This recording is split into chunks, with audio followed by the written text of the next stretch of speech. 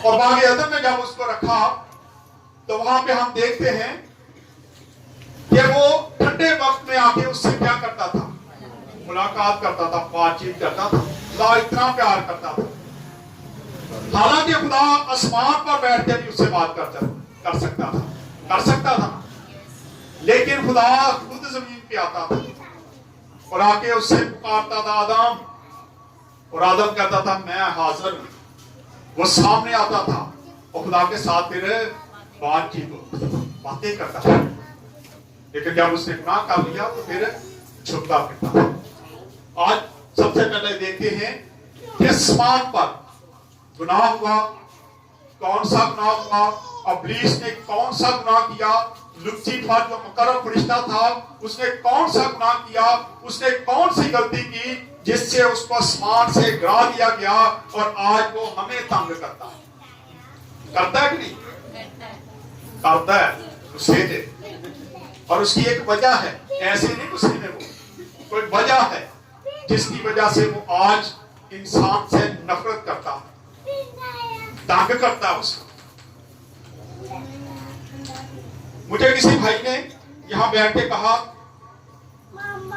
कि पारिक साहब आपको पता है कि इब्लीस ने कौन सी गलती की जिससे इसको जमीन पर फेंका गया? कितने लोगों को पता है क्या गलती थी उसकी? हाथ खड़ा करें। यहां पर दो। हाँ जी, बस चले आज सीखेंगे कि उसने कौन सी गलती। कुछ लोगों का ख्याल पता क्या है कि जब आदम को बनाया तो खुदा ने इब्लीस से कहा कि तू इस पर सजदा कर, तो उसने सजदा इनकार किया था। लोगों का ख्याल ये है, लेकिन बाइबल मुकद्दस हमें क्या बताती, हम उसको देखेंगे, क्योंकि हम बाइबल को जानते हैं, हम लोगों की बातों में नहीं चलते हैं। जो बाइबल बताती है वही सच्चाई है और उसी को हम मानते हैं। आए निकाले मेरे साथ यशायाह 14 बाब और इसकी 11 से लेके 10 से लेके 14 तक पढ़ेंगे। यशायाह 14 बाब और इसकी 10 से लेके 14 तक पढ़ेंगे। 731 नंबर पेज है, ध्यान से सुनना है ताकि जो गलत फहमी है वो दूर होनी चाहिए ना। क्योंकि मैंने पिछले साल मूसा में पैसे दिए, क्योंकि बहुत सारे लोगों को क्या मुफ्ते ख्याल थे कि मूसा ने गुनाह कौन सा किया। मेरी कोशिश होती है कि जो गलती है जो लोगों के ज़हनों में जाने उसको निकाला जाए और सच बताया जाए कि सच्चाई क्या। आज निकाल दिया किसी ने तो पढ़े। आज 10 से 14। वो सब तुझसे कहेंगे क्या तू भी हमारी मानद आजिज़ हो गया? वो सब तुझसे कहेंगे क्या तू भी हमारी तरह आजिज़ हो गया है? हाँ जी, तो ऐसा हो गया जैसे हम हैं। तू ऐसा हो गया जैसे हम हैं, तू भी आम ही हो गया। तू तो बड़ा फटे खां फरिश्ता था, तू तो बड़ा मुकर्रम फरिश्ता था, तू तो खुदा को बड़ा प्यारा था। आज तू भी हमारे जैसा हो गया है, तू भी आजिज़ हो गया है, तेरे में भी इतनी पावर नहीं रही, तू भी खत्म हो गया आज। वो से कहेंगे, आगे पढ़े जरा। तेरी शान शौकत और तेरे साजों की खुश आवाज़ी पाताल में उतार दी गई, क्योंकि उससे पहले ये आसमान पे खुदा के साथ साथ रहता था। हर वक्त ये खुदा के साथ रहता था। एक लम्हे के लिए भी लूसीफर जो था खुदा से जुदा नहीं होता था, हर वक्त उसके साथ साथ रहता था।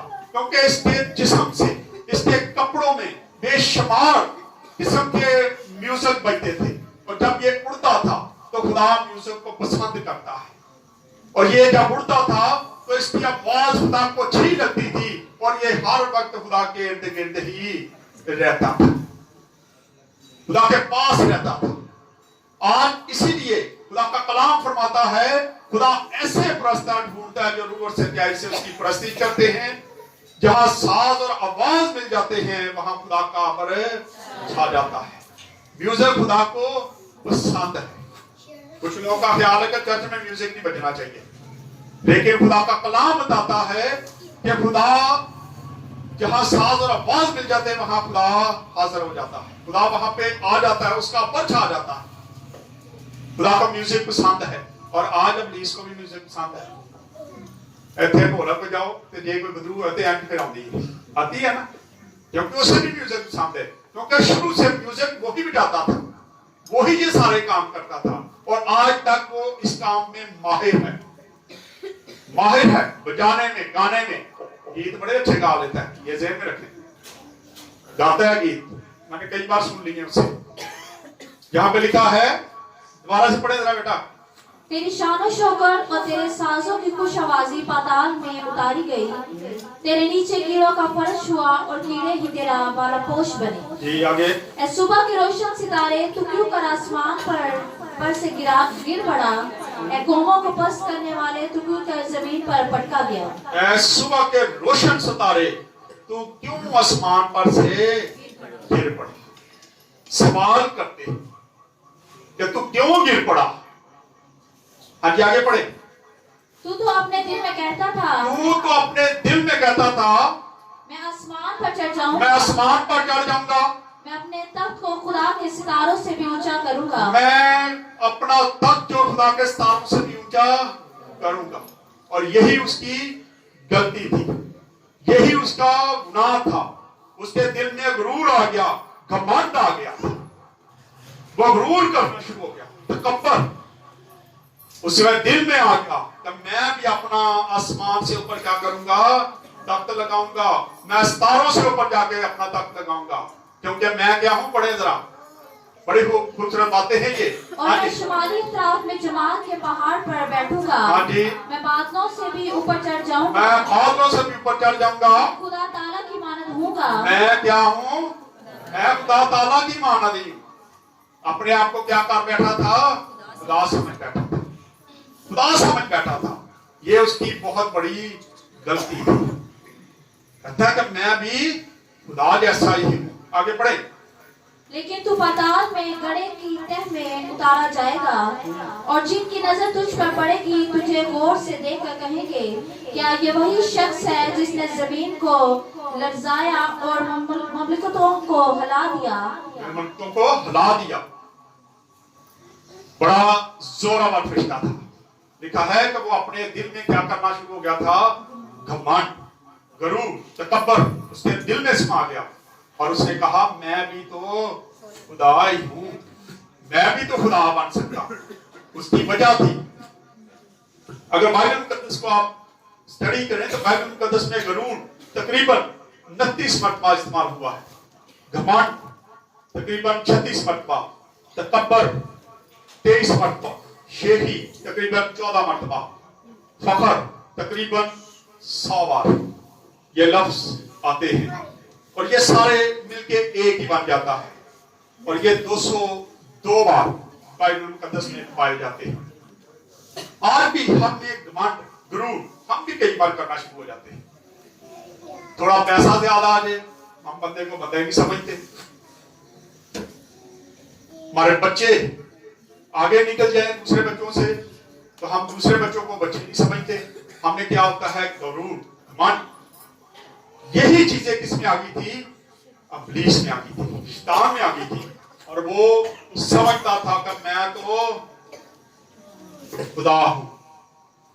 गुरूर ने उस वक्त सर उठाया जब सुबह के रोशन सितारे ने अपने दिल में ये बातें ठान ली। उसने सोचा कि मैं खुदा बन सकता, मैं खुदा, मैं तो हर वक्त उसके साथ रहता हूं। एक तो जरा हवाले देखते हैं, निकाले मेरे साथ जरा, जिसके 28 बाब,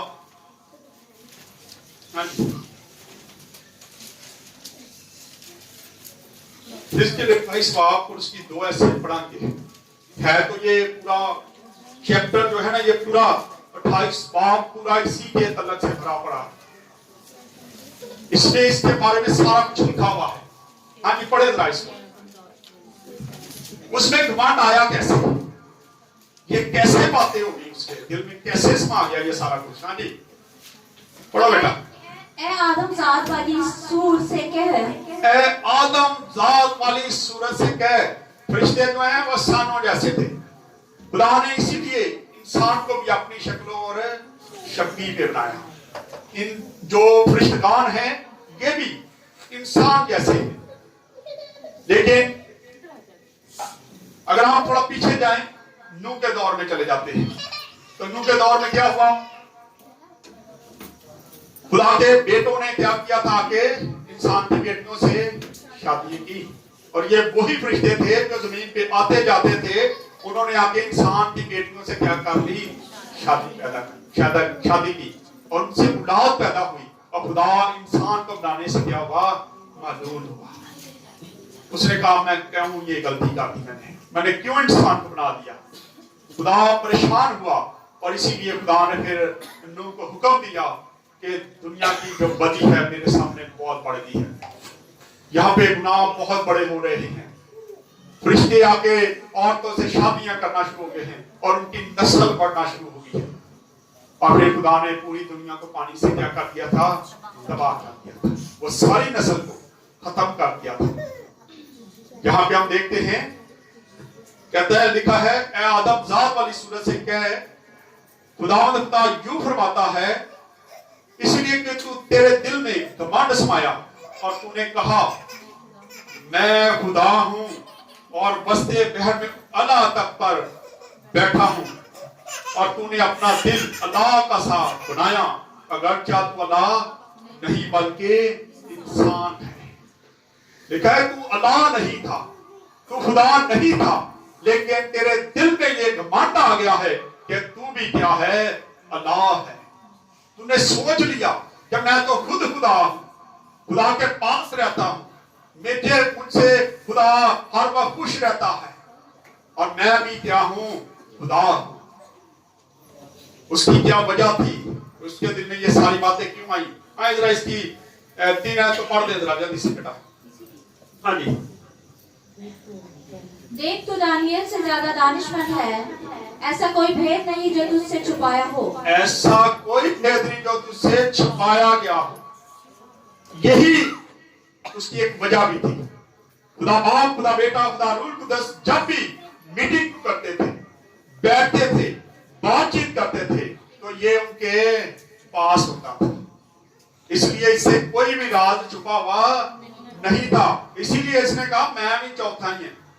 जैसे कोई 2% अगर कोई बातचीत कर रहे हो और चपड़ासी वहां पे बैठ के उनकी गुफ्तगू सुने और वो बार बार उनके साथ रहे, वो उनका लाडला समझ ले, वो चाहे पानी पिलाने के लिए उसको खड़ा करते हो, लेकिन उसके दिल में भी गुरूर आ जाता है, घमंड आ जाता है कि मैं बड़ा बाकियां बाहर खिलाते तो मैनू की करते ने मीटिंग के विच खिलाते। यही गलती इब्लीस ने की थी। खुदा उसके उड़ने से खुश होता था, उसके म्यूजिक से खुश होता था, लेकिन वो समझता था कि इसका तो सारे राज मेरे पास है, इसका तो सारा जो भी बातचीत होती है मैं सुनता हूं, इनकी मीटिंग सुनता हूं, और कोई राज मुझसे पोशीदा नहीं है, कोई राज मुझसे छुपा हुआ नहीं है। इसलिए मैं भी अब क्या हूं? खुदा ही हूं। जिस तरह चपड़ासी समझे कि मैं आप ही बादशाह, आप ही मैं हूं, नटीक बन गया, मालिक बन गया, मैं भी अफीसर हूं, मैं भी ये काम कर सकता है, लेकिन वो काम नहीं कर सकता। फिर भी उसको अपने बॉस से ही पूछना पड़ेगा। इसी तरह इब्लीस ने जब ये घमंड किया, गरूर किया, उसने भी तकब्बुर कर लिया कि सारे राज तो मैं जानता हूं, मैं भी अल्लाह हूं, मैं भी खुदा हूं, मैं भी अब ऊंचाई तख्त लगाऊंगा और मैं अपनी दुनिया को लहदा से कर लूंगा। बगावत कर दी उसने, इसलिए खुदावंद को गुस्सा आया। आए एक और वजह देखते हैं। 13 पढ़ दे हिजकिय्याह की। हाँ जी, इसी की 28 की बेटा। आप इंसान को देख लेंगे, इंसान के खिलाफ क्यों थे? गौर से पढ़ना है। बाकी आदम में कौन रहता था? उससे पहले कौन रहता था? ये पढ़े आप। इसलिए वजह है, उसके पास भी वजह है कि इंसान को खुदा ने उसको खत्म करके आदम जो था वो आदम को दे दिया। पढ़े जरा इसको। तू आदम में बागे खुदा में रहा, तो आदम में बागे खुदा में रहा करता था। खुदा ने पहले इन्हू रखा सी होते, ये वहां पे आया जाया करता था, वो बाग इसके पास था। और फिर खुदा ने क्या किया? वही आदम जो है वो आदम को दे दिया। ये है लड़ाई की जड़। गुस्सा आ गया क्या मैनू कट के इनू मार देता है। और फिर उसने एक काम किया, उसने औरत को वर्गलाया। देखेंगे आगे जाके, पढ़े जरा इसको, तेरा को पाठ दे पूरा कर दे जरा। हर एक कीमती पत्थर तेरी कोशिश के लिए था। हाँ जी। मसलन याकूत, सुर्ख और पगराज और अलमास और फरोजा और संगे सुलमानी और जबरदस्त और नीलम और जमुर्द और गोहरे शब चराग और सोने से तुझ में खातमे साजी और नगीना बंदी की सनत तेरी पैदाइश ही के रोज से जारी रही। हाँ जी, 10 पत्थरों का जिक्र आया है। 10 पत्थर, सोना चांदी सारा कुछ क्या था, नगीनों से वो भरा हुआ था। उसका लिबास जो तो इतना खूबसूरत था। बचपन से जब उसको पैदा किया गया, जब खुदा ने उसको बनाया, लिखा उसकी पैदाइश से ही ये सारा कुछ उस पर क्या कर दिया था, जड़ दिया गया था, लगा दिया गया था। जरूर क्या होना किसे माजरत ना, अगर कोई बहन बहुत ही खूबसूरत होवे ना तो दूसरे खातर चली नहीं होती। ये फरिश्ता भी दूसरे फरिश्तों को खातर नहीं लाता था, खातर नहीं लाता था। कहता मैं बड़ा खूबसूरत, मेरा लिबास देखो। जैसे आज किसी शादी के फंक्शन में कोई औरत खूबसूरत लिबास पहन ले और उसका ख्याल होता है कि सारे मेरी तरफ देखें, मैं सबसे क्या हूं, अलहदा हूं। इसी तरह इब्लीस जो था वो भी अलहदा बना हुआ था। नगीने चांद जहां पे देखते हैं कि सोना उसकी पोशाक पे जड़ा हुआ था, तो घमंड कितना आता। ये तो आम सी बात है। मैं तो भैनों की गल की, भाइयों की भी कई बार ये गल होती है, अच्छा जा सूट पा लें तो फिर उन्होंने कोशिश होती है मेरा खदर देखे कोई। ऐसे ही होता है, हमें गुरूर आता है, घमंड आता है, लेकिन सोचें कि खुदा को ये चीजें पसंद नहीं है। जितने मर्जी कपड़े अच्छे पा लो, लेकिन अपने आप पे पकड़ ना करो। जितना मर्जी अच्छा घर बना ले, खुदा का शुक्र अदा किया करें, अपने आप में गुरूर या घमंड ना किया करें, क्योंकि खुदा को गुरूर और घमंड पसंद नहीं है। आए जरा एक और हवाला देखते हैं, यशाया 11 बाब में चले जाते, 11 आयत में चले जाओ वापस। हाँ जी, 11 आयत दोबारा से पढ़ दे जरा, अभी हम पढ़ के आए इसको। हाँ तेरी शानो शौकत और तेरी साजों की खुश आवाज़ी पाताल में उतारी गई। सारी कुछ क्या हो गया, पाताल में उतारी गई। और फिर अब हम आएंगे हिजकिय्याह 14 आयत को पढ़ेंगे। हिजकिय्याह 28 बाब की 14 आयत जल्दी से। हाँ जी, 28 बाब की 14 आयत जो निकाल जल्दी से पढ़ते। तू ममसूक रूबी था, मनसूख रोबी था, जो साया अफगन था। हाँ जी। और मैंने तुझ खुदा के कोहे मुकद्दस पर कायम किया, और वहाँ आतिशी पत्थरों के दरमियान चलता फिरता था। वो आतिशी पत्थरों के दरमियान में चला फिरता था। तू खुदा का ममसूक रोबी था, तुझसे कोई राज छुपा नहीं था, तू बागे अदम में रहता था। और अदम से इसको निकाल के खुदा ने क्या किया, आदम को डाल दिया, आदम को दे दिया कि तू आज तो इथे रहेगा, तू इथे रहना है, फल खा, सारा कुछ खा, लेकिन सेंटर वाला जो फल है देखो, बादी पहचान वाला ना खाई, उसको ना खाना। इब्लीस ने क्या किया, पढ़े जरा, वही घमंड, वही गुरूर उस औरत के दिल में डाल दिया।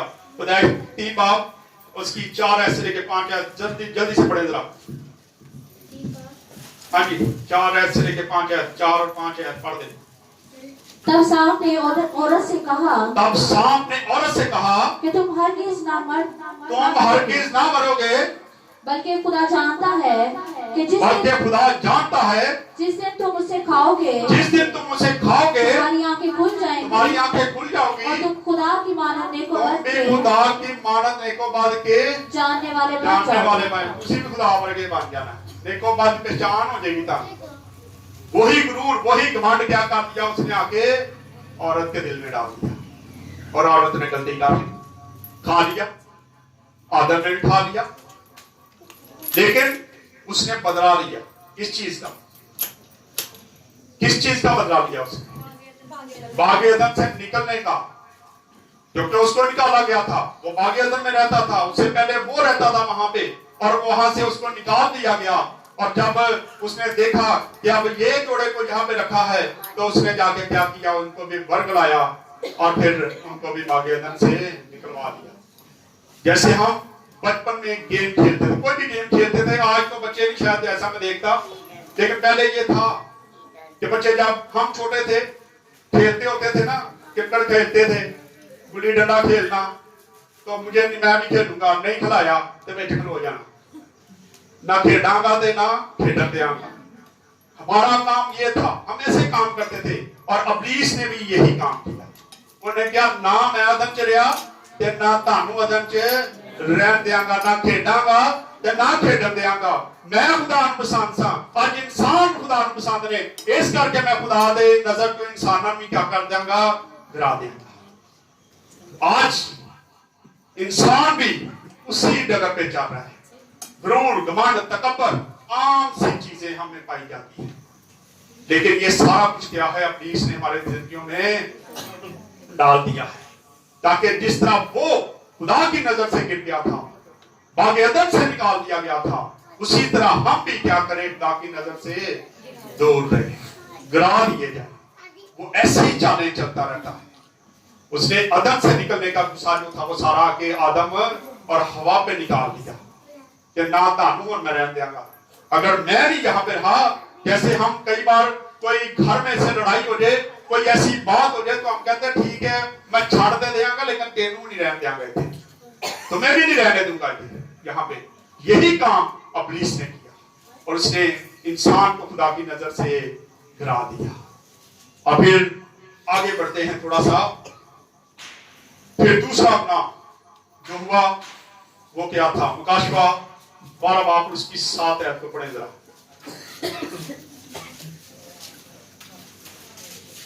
7, 8 और 9 आयत को पढ़ेंगे। हाँ जी, 7, 8 और 9।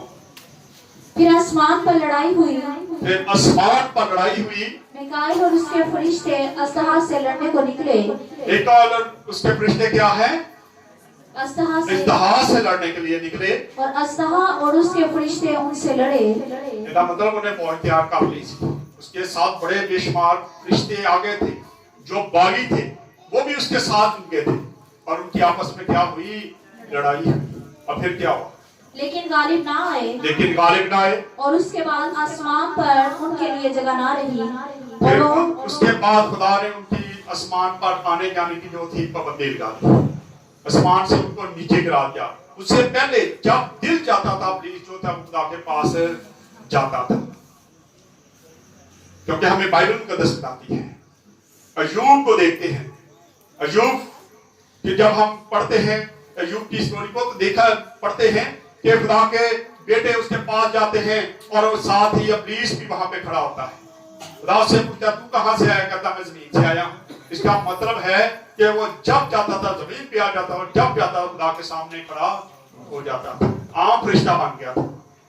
वो चीज नहीं रही थी, लेकिन जब इसने जाकर लड़ाई की, ये इसकी दूसरी गलती थी, और ये दूसरा गुनाह था इसका, जो इसने आसमान पे जाके खुदा के फरिश्तों से लड़ने की कोशिश की, और उसके बाद इसके रास्ते जो थे वो मुकम्मल तौर पे बंद कर दिए गए। आज ये आसमान पे नहीं जा सकता, आसमानी मकामों में ये रहता, आसमानी मकानों में उड़ता रहता है, लेकिन आसमान पे नहीं जा सकता।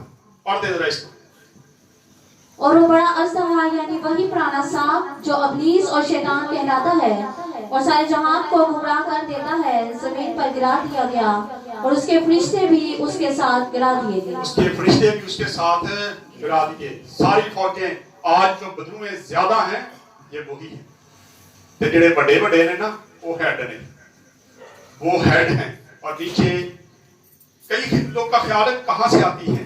अब पता चला ये कहां से आए हैं, आसमान से गिराए गए, और वही लोगों को आज तंग करते हैं। और फिर शॉर्ट करते थोड़ा सा इसको। ये था दूसरा गुनाह जो आसमान पे हुआ। अब दूसरा गुनाह जमीन पर इब्लीस ने कैसे करवाया। कदैश 4 बाप उसकी 8 आयत पढ़ दे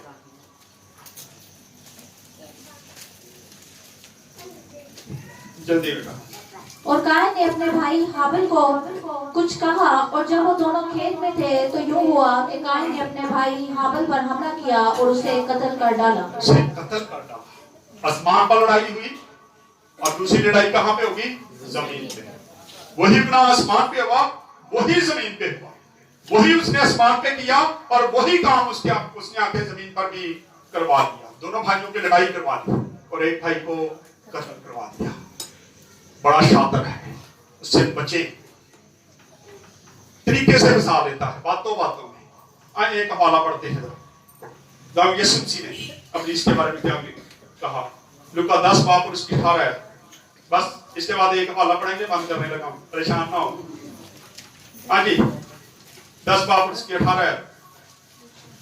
उसने उनसे कहा, मैं शैतान को बिजली की मानत क्या कर रहा हूँ, आसमान से गिरा हुआ देखता हूँ। यानी कि गुस्से ना निगाहे हो, बिजली की तरह जमीन पर गिराया गया है, गुस्से से जमीन पे आया है। और अब जमीन की क्या करेगा? वो तबाही मचा देगा। जैसे आसमान पर बिजली जब कड़कती है, जमीन पर जब कहीं गिर जाए तो वहां पे क्या करती है? तबाही मचा देती है। दाऊद यीशु मसीह अपने शिगिर्दों को आगाह करता है कि आसमान से इब्लीस को मैं बिजली की तरह जमीन पे आता हुआ देख रहा हूं, जरा बच के रहना, सही रहना। अगर इसको हम सही देखें तो ये खादमों के लिए या वो लोग जो खिदमत में हैं उनके लिए आगाही है कि वो आसमान से गिरा है और वो आज घमंड डालता है, गुरूर डालता है। कल मैं किसी फैमिली में बैठा था तो उन्होंने मुझे कहा, भाई साहब खुदा ने तो बड़ी बरकत दी है, तो कहते हो ना इंसान को नहीं जाओ। मैं कह ये नहीं होगा, खुदा ने चाहा तो नहीं करूंगा मैं ऐसा। खुदा का शुक्र है जब हमें कोई भी नहीं जानता था, बड़े बड़े लोग हमें जानते, बड़ी बड़ी मिनिस्ट्रियों में थे, हम नीचे काम करना पसंद नहीं करते थे। हाँ, जब नीचे आए तो हमें कोई नहीं जानता था, ना कोई पास्टर ना कोई लोग।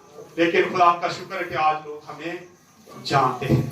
किसी ने मुझ में चेंजिंग नहीं देखी हो, ये ज़हन रखें। अगर कोई बंदा कह दे कि पास्टर आसम में कोई चेंजिंग आई है जी, बाली प्रवीण साहब से पुरानी है मेरे साथ, बुढ़ी हो गई है हमारी मिस्टेक। हाँ जी, कुछ आया चेंज, किसी किस्म का चेंज अगर आया तो मुझे बताना आप लोगों ने कि जी आपने ये चेंज आया है।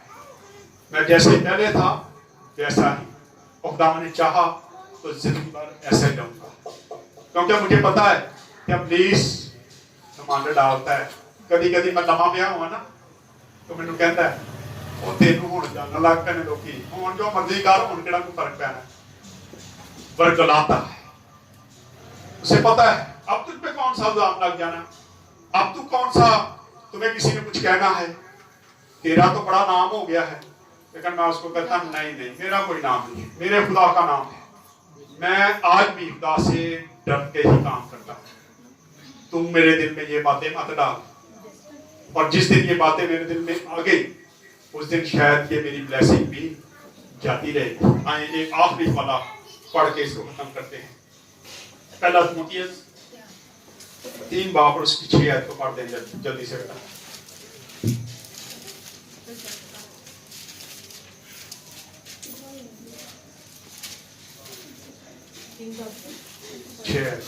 पहला तिमुथियुस 244 नंबर पेज है। हाँ जी, ये खातमों के लिए है। हाँ जी, 6 बाब 6 आयत बेटा। 9 मरीज ना हो, ताकि तकब्बुर करके कहीं इब्लीस की सी सजा ना पाए, कहीं इब्लीस जैसी सजा ना पाए। ये खातमों के लिए है। आज हम सब के लिए ये सबक है। आज हमें फूंक कर कदम रखने की जरूरत है। गुरूर, घमंड, तकब्बुर, सारी चीजें अपनी जिंदगी से दूर रखें। और अगर ये आपकी जिंदगी में आ गई तो समझ लें कि हाल क्या होने वाला है। इब्लीस कैसा, खुदा की नजरों से खत्म। आज हमें जरूरत है कि हम खुदा के आजिज़ बन के, खुदा को लोग वो पसंद हैं जो आजिज़ी दिखाते हैं। आइए खुदा इस कलाम के वसीला से खुदा हम सबको बरकत दे।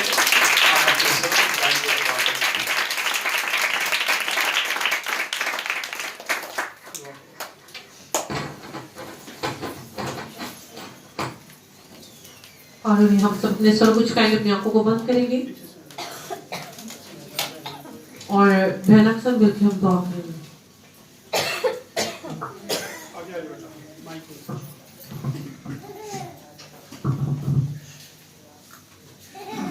हम सब अपने सर को झुकाएंगे और खुदा उनकी हज़ूरी को महसूस करेंगे।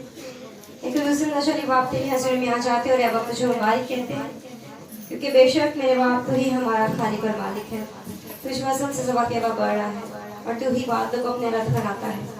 मेरे बाप इस कलाम को जो आज हमने सीखा, मेरे बाप इस पर अमल कर सके, क्योंकि ऐ खुदावंद तेरे कलाम में लिखा है कि इसे सुनने वाला, इसे पढ़ने वाला और इस पर अमल करने वाला मुबारक है।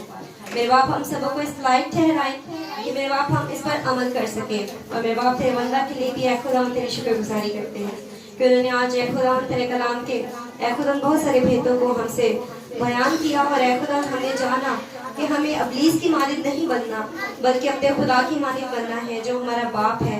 और उसने ऐसी मोहब्बत की कि अपना इकलौता बेटा बख्श दिया, ताकि जो कोई ईमान लाए हलाक न हो बल्कि हमेशा की जिंदगी पाए। क्योंकि मेरे बाप हमेशा की जिंदगी तेरे पास है और जिंदगी की बातें भी तेरे पास है। ऐ बाप हम सब सुनने वाला कोई बरकत देना और इस कलाम पर अमल करने का फजल अदा करना। ये सब कुछ मांग लेती हूँ अपने खुदावंद यीशु मसीह के काले नाम से, आमीन। इस हालात में सबसे पहले बातें हैं संडे की इबादत सुबह 9:30 से 11:30 बजे तक होती है। पहला और तीसरा इतवार जो है पाक की इबादत होती है। ये संडे इतवार है, पहला इतवार है, पाक की इबादत होगी। जो लोग पाक में शरीक होते हैं पूरी तैयारी के साथ।